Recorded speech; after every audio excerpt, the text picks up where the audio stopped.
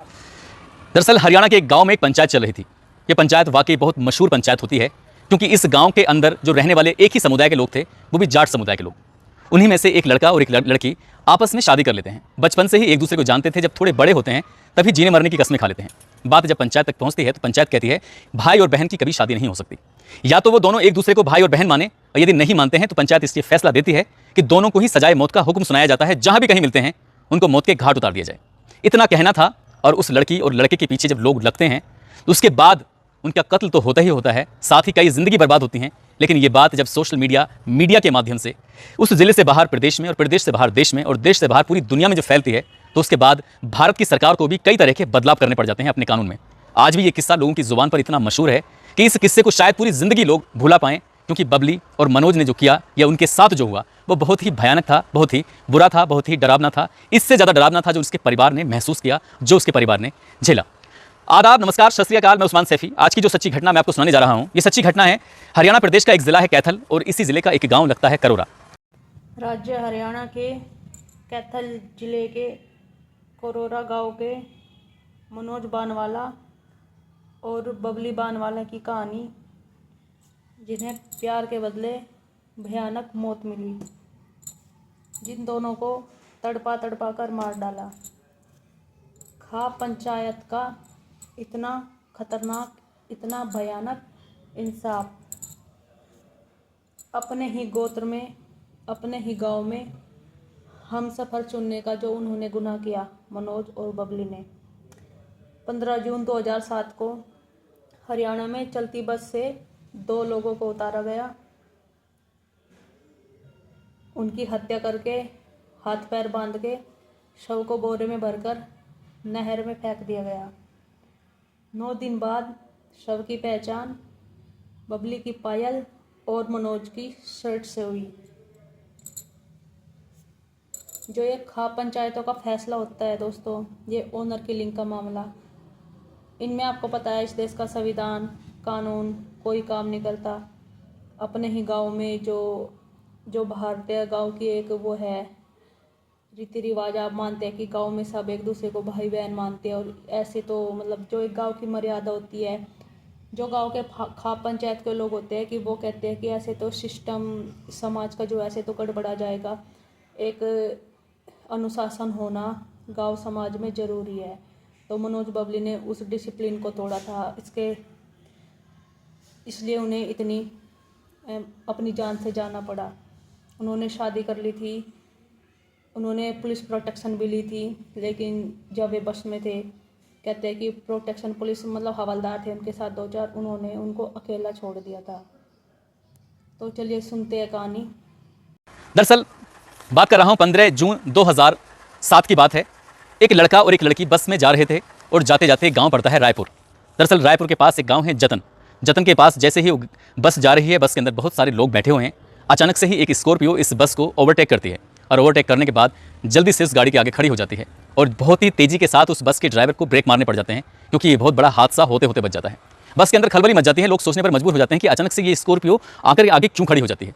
तभी स्कॉर्पियो के अंदर से 3-4 लोग उतरते हैं, और उतरने के बाद सीधा गाड़ी में आते हैं, और एक बेहद खूबसूरत लड़की होती है और एक लड़का होता है। उन दोनों के हाथ पकड़कर खींचते हुए, घसीटते हुए सीधा गाड़ी की तरफ लेके जाते हैं, और जैसे ही गाड़ी की तरफ लेके जाते हैं तो गाड़ी में बैठाते हैं स्कॉर्पियो में, और वहाँ से एक सुनसान जगह पर लेके जाते हैं। वहाँ जाने के बाद उस लड़की को और उस लड़के को बहुत पीटा जाता है। जब तक पीटा जाता है जब तक दिल नहीं भर जाता, और जब दिल भर जाता है तो जहर का एक प्याला लिया जाता है, और जहर का प्याला उस लड़की को दिया जाता है। कहा जाता है कि इसको पियो।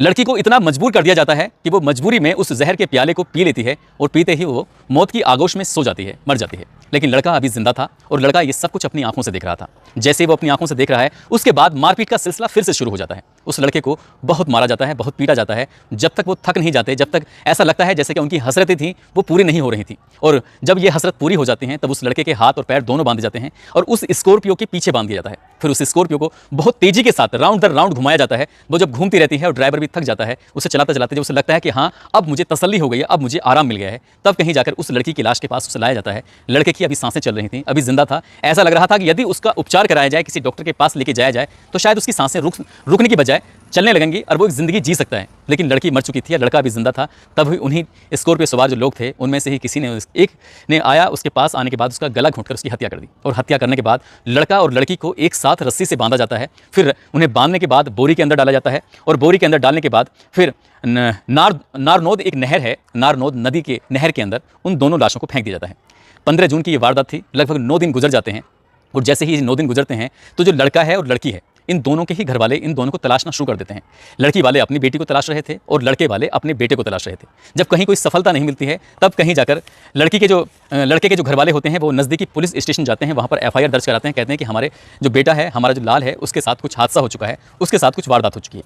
लगभग 9 दिन के बाद यानी कि 23 जून 2007 को नारनौद नहर में 2 शव मिल जाते हैं। दोनों शव एक साथ बंधे हुए थे और वो बोरी के अंदर पैक थे। जैसे ही आसपास के लोगों को ये सूचना मिलती है तो वो लोग पुलिस को सूचना देते हैं। पुलिस मौके पर आती है और दोनों शवों को बाहर निकालकर जब उनकी शिनाख्त करने की कोशिश की जाती है तो पता चलता है कि ये वही शव हैं जिनके परिवार के लोग उनको तलाश कर रहे हैं। दरअसल ये लड़का और लड़की ये रहने वाले हैं हरियाणा का एक ज़िला है कैथल, और कैथल का एक गाँव लगता है करोरा।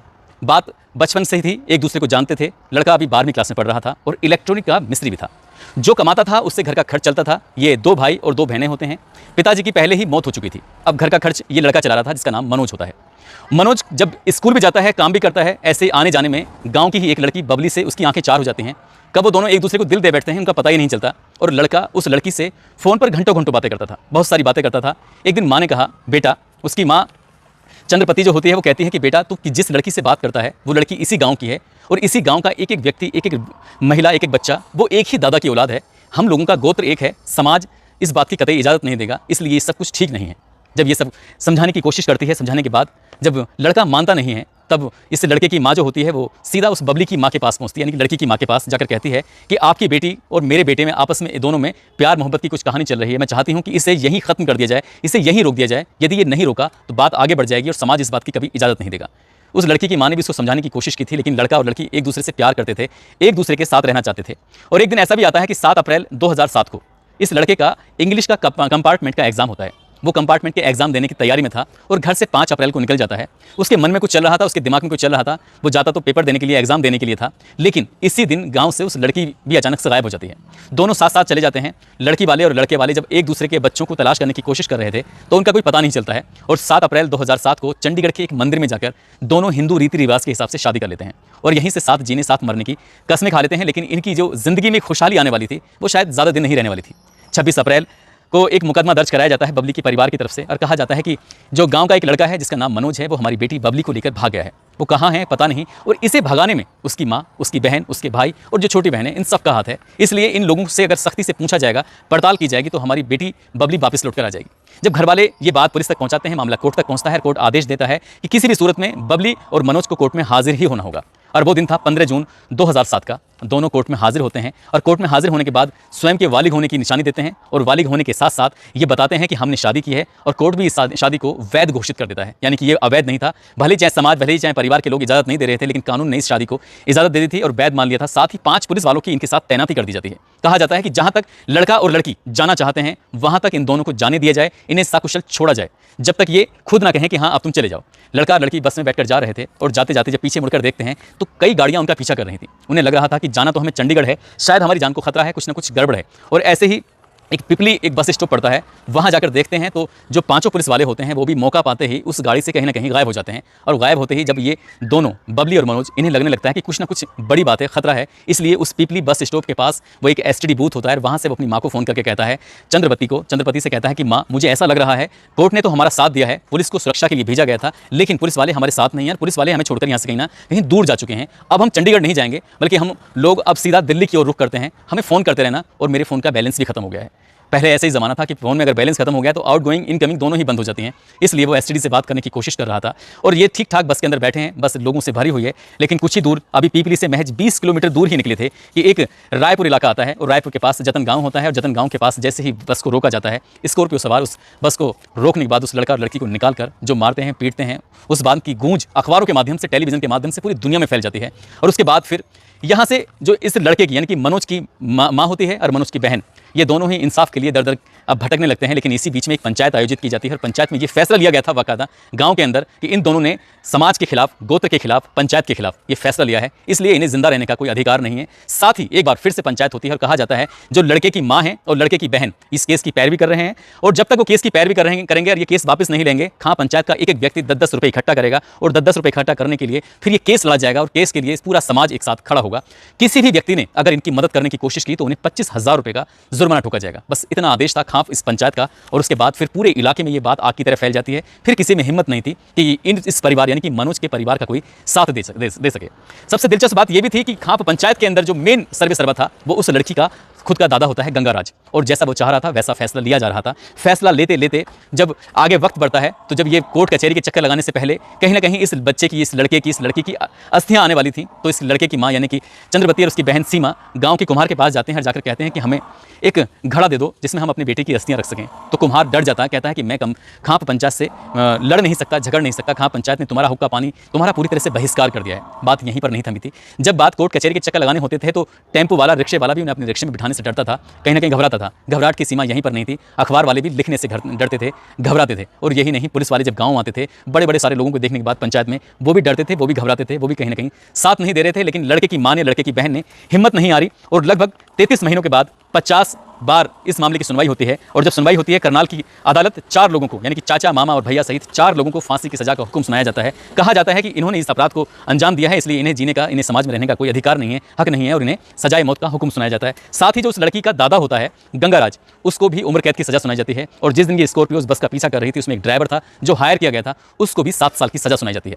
सब कुछ ठीक चल रहा था, लड़ाई जारी थी। और साथ ही जब मामला हाई कोर्ट पहुंचता है तो हाई कोर्ट पहुंचते पहुंचते हाई कोर्ट के जज साहब कहते हैं कि जो फांसी की सजा दी गई है उसको हम उम्र कैद में बदल देते हैं, तब्दील कर देते हैं। और जो गंगाराज इस लड़की का दादा है जिसको उम्र कैद की सजा सुनाई गई है, उसकी हम सबूतों के अभाव में उसको बरी कर देते हैं। और उसके बाद फिर क्या आगे कहानी बढ़ती है। आगे कहानी बढ़ने के बाद सुप्रीम कोर्ट पहुंचता है, वहाँ पर भी उन्हीं को उम्र कैद की सजा बरकरार दी जाती है। लेकिन हैरान करने वाली बात ये थी, जिस जज ने करनाल कोर्ट के अंदर फांसी की सजा सुनाई थी, उन लोगों ने, पंचायत के लोगों ने उस जज को भी धमकी दी थी कि हम तुम्हें छोड़ेंगे नहीं। इसलिए जज भी डर की वजह से अपना वहाँ से ट्रांसफर कराकर कहीं ना कहीं अलग चले जाती है। जब ये बात केंद्र सरकार तक पहुंचती है तब कहीं जाकर इस मामले में अपनी तरफ से कोई सुनवाई होती है। इसके बाद कानून में बदलाव किया जाता है। गृह मंत्री थे उन दिनों पी चिदम्बरम, उन्हें आगे आना पड़ता है और बड़ा तगड़ा करके फैसला लेना पड़ता है। कानून में बदलाव करने के बाद शायद ये हिंदुस्तान का पहला ऐसा ऑनर किलिंग का मामला था जिसमें क्या किसी अपराधियों को, आरोपियों को फांसी की सजा सुनाई गई थी, लेकिन वो फांसी की सजा अंजाम तक नहीं पहुंची, उन्हें उम्र कैद तक सीमित कर दिया गया था, समेट दिया गया था। उसके बाद बहुत सारे ऑनर किलिंग के मामले होते रहे हैं, लेकिन जिस तरह से अपराधियों को सजा मिलती रही है उस हिसाब से वो अपराध का ग्राफ थोड़ा कम होता चला गया। लेकिन कहते हैं कि इस मामले में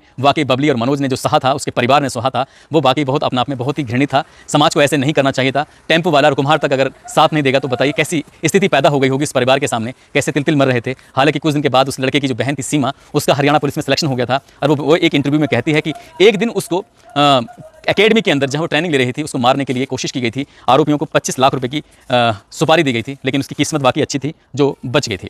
दोस्तों, इस घटनाक्रम को सुनाने का उद्देश्य किसी को परेशान करना नहीं है, किसी का दिल दुखाना नहीं है, बल्कि आपको जागरूक करना है, आपको सचेत करना है। जाते